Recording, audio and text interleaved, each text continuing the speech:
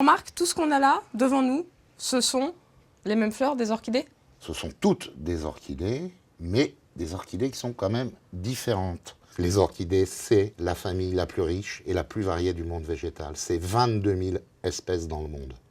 Donc on voit bien ici le célèbre Phalaenopsis et on voit bien qu'il n'y a qu'un seul centre de croissance d'où sort l'ensemble des feuilles. Mono, un, podial, un pied. Dans le cas des dendrobiums, donc ce sont des sympodiales, donc on voit bien ici une multitude de pieds, de démarrage à la base du pied. Et une particularité commune de toutes les orchidées, c'est la parfaite symétrie de la fleur. Ce sont des plantes, ce qu'on appelle des plantes épiphytes, c'est-à-dire qui vont se poser à l'intersection des branches des grands arbres de la forêt. Et l'orchidée, qui va être transportée soit par les oiseaux, soit par d'autres animaux, va se développer et elle va pousser donc ses racines complètement à l'air, là. Quand on est dans un appartement, une maison, est-ce que ça veut dire qu'elle demande beaucoup de lumière? Quand on est dans cette forêt tropicale, on est sous le couvert des arbres. Donc elles sont quand même en hauteur. Donc quand elles sont mi-ombre, avec quand même des périodes de lumière qui vont passer entre les feuillages. Mais ce n'est pas du tout du plein soleil. Donc c'est derrière une baie vitrée et on évite toujours le plein soleil sur les orchidées. Au niveau des racines, là, ça a l'air carrément beaucoup plus costaud que là. Non? Oui, parce que naturellement, le Phalaenopsis a des racines beaucoup plus fortes.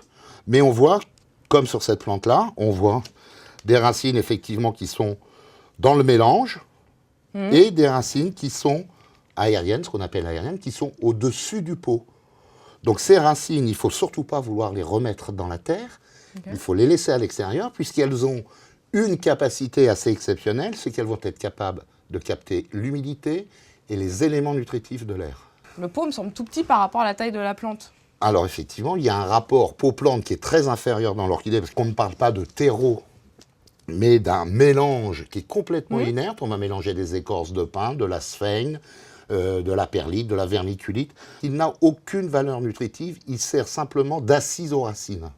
Au niveau de l'arrosage, j'en profite. Quelle fréquence en fonction des mois de l'année, de la saison? Si on veut faire simple, il faut redonner les mêmes conditions que ces orchidées ont dans la forêt tropicale. Dans la forêt tropicale, il pleut beaucoup. C'est-à-dire que quand on arrose une orchidée à la maison, il faut vraiment la baigner plusieurs fois, on va la remettre dedans et on va le faire 2 à 3 fois. Et par contre, après, on peut attendre 3 semaines à 1 mois avant de la remouiller. Le plus dangereux, c'est de vouloir mouiller un petit peu tous les jours. En fin de compte, on mouille un peu tous les jours, mais on n'arrose pas surtout. On apporte une humidité qui va s'évaporer, je dirais, dans la journée. Par contre, on videra la soucoupe, parce que sinon, ça va provoquer une pourriture. Ce serait une humidité constante qu'elle ne réclame pas. Un autre exemple, ça là, on fait comment? Là, il n'y a pas du tout de support au niveau des racines. Les racines, on les laisse à l'air libre, parfaitement à l'air libre. Et la plante va vivre toute sa vie de cette façon-là, accrochée.